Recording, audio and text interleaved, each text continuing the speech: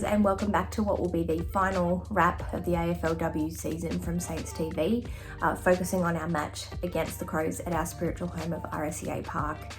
Before I get into the match wrap, I'd just like to say a massive thank you to Jake and all the team at Saints TV for giving me an opportunity to contribute to the channel this season. I came across this opportunity by being a follower, by being a fan of Jake's work, and everything that happens at Saints TV. So thank you for the opportunity. Thank you for those of you who have tuned in. Thank you for those of you who have given some feedback. It's been much appreciated. So without further ado, let's get into the match wrap. This one hurt for me on the weekend, I suppose for a number of reasons, because it was our final match, because it was our final match of the season at home, because I think we really could have made a bit of a statement with this result. The fact that it didn't go our way was disappointing, but it was frustrating. It was really frustrating because we were with Adelaide for the vast majority of this match, and really only fell away in the last quarter, which unfortunately has been a bit of the story for us this year so far. It was really unfortunate to see that we really were in the arm wrestle until Adelaide kicked two really important goals late, and we just weren't able to put that scoreboard pressure on. And really, it's frustrating to finish the match and finish our season in such a manner, in a manner that we have said from week in, week out, from Dal, from the players, that we're going to work and be more consistent in this area. But I'll come to that in just a moment. But ultimately the final scores, Adelaide kicked 4 goals, 5-29, and we kicked a lowly 2 goals, 1-13, which, you know, can be the nature of AFLW matches. They tend to be lower scoring, and that's fine. That's not my issue. It was also, I suppose, contributed by the weather. It's been quite wet in Melbourne for the last, what seems like 10 years at this stage. A couple of key stats that really told the story for me. Firstly is the discrepancy in disposal efficiency.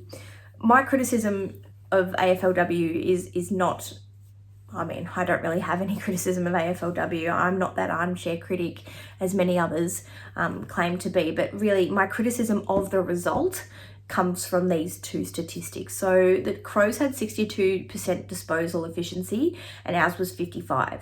There are many critics that say that the game of AFLW is not as slick as that of the men's. I mean, it's bleedingly obvious why that is. I don't criticise it. I actually find it quite a enjoyable contest to watch from that sense, rather than to see, you know, vacant players and players guarding space when it comes to zone defense. But that's a rant for another day. But this is the one that really was the killer for me, because it's been a consistent sticking point all year and it's frustrating as a supporter. So Adelaide had 8 shots from 28 inside 50s for the match, and we had 5 shots from 34 inside 50s. And so, I mean, that again tells the story that we're getting the opportunities inside forward 50 and we're just not converting. And it's so frustrating because the issue is not getting the ball inside 50. The issue is not our defense, which is rock solid. The issue is that when we get the ball inside 50, we freeze, we panic, or we don't choose the right options to hit up. And all of a sudden, you know, the game's over, and we were unable to convert in our opportunities. So, you know, if I just have a look here again, yeah, it's 8 shots from inside 50. Yeah, 8 shots from 28 inside 50s, from 5 shots to 34. And that's, yeah, it's frustrating. It's really frustrating. But what do? You move on. In terms of the key contributors for the match, I mean, the leading 2 disposal getters on the ground were Ebony Marinoff and Anne Hatchard from the Crows, who are absolute players, both of them. They're really solid midfielders. I'm not surprised to see them up there. But in terms of our girls, Georgia Patrikios, which a lot of people, if you look at a lot of social media feedback, have been really critical of Patrikios. We know that she's missed last year's AFLW season, and I suppose it put a lot of responsibility on her shoulders this year. I mean, she's had an up and down season. I still think she's a walk-up start now, 22, and we'll get back to hitting her strides. But she was named AFLW Centre of the Round, and she had 17 disposals, 4 tackles and a goal. So a pretty all-round contribution from Patrikios this round. We also had 20 touches and 2 tackles from Molly McDonald, who's had a really great season.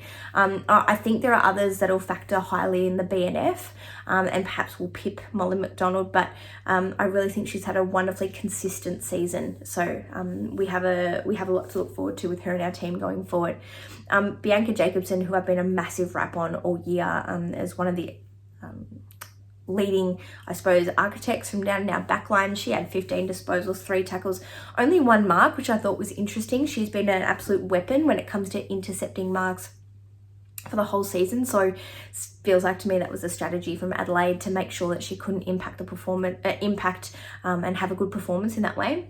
Hannah Priest, 15 disposals, 2 tackles, 2 marks, again in the back line, has been an absolute warrior this year. We would expect nothing less from our skipper. Tani White goes from strength to strength each week. I'm a massive rap for Tani White, especially the pressure that she puts on the ball carrier. While she had 15 disposals of her own, she had 9 tackles, which was massive. Same with Nicola Stevens. Her experience around the ground really has shown in a lot of the matches that we've played, particularly this one. She had 12 disposals and 7 tackles. Massive in terms of the pressure gauge, and massive in terms of the pressure we're trying to put on the opposition. A big shout out as well to Deanna Jolliffe. DJ, as she's known around the club, I know is someone that my partner went to school with, so we keep eyes on DJ. She had 6 tackles from 9 disposals. So again, someone else that's come into the side and really playing a fantastic pressure game. So hopefully we get to see more from DJ as the years fall out. Our scoring, I mentioned Patricios kicked one of our goals. Kate Sheila kicked the other. She kicked 1 goal, 1. She's had a fantastic year and is going to finish in the top 3 of the top 5 of the goal scorers for the whole competition. So she's had a good season and has been quite reliable for us up forward. But if we turn our attention to an overall wrap of the season, I think the fact that Sheila is our leading goal kicker and kicked a lot of those goals in early games speaks a lot about our season. We had, 3 wins from 10 matches. And interestingly, all of those wins came against sides that had just entered the competition this year. So, we beat Sydney, we beat Hawthorn back-to-back in rounds 1 and 2. We get up against Port at home last week, really, who were a very young side apart from, look at Erin Phillips, really is the experienced campaigner there. But apart from that, we lose to all the other sides in the competition. I should say in our part of the competition. And some of them were considerable losses. So, Carlton, it was the best part of 30 points. Geelong, it was 50. Melbourne, it was 26 points. We had some close ones that some could have gone our way. For example, the 2-point loss against the Pies. But all in all, a disappointing season, given that, we started to see some evolution in our side. And we've been in the competition for a little while now, so we really should start to be clicking as a team. Don't get me wrong, we lost some talent in the off season.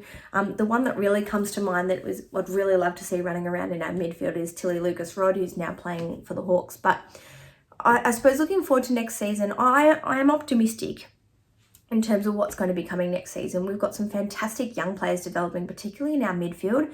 We also had some injuries this year early on in the season too, in round 1 and 2 that, you can't underestimate. So while it was sometimes a frustrating season to watch, really, all in all, the fact that we have St Kilda representation in the AFLW is brilliant. I know when the competition first started, I so desperately wanted to be invested in the competition, and to an extent I was. It's great to see women's footy being played at the highest level. It's just something, it hits different when it's St Kilda.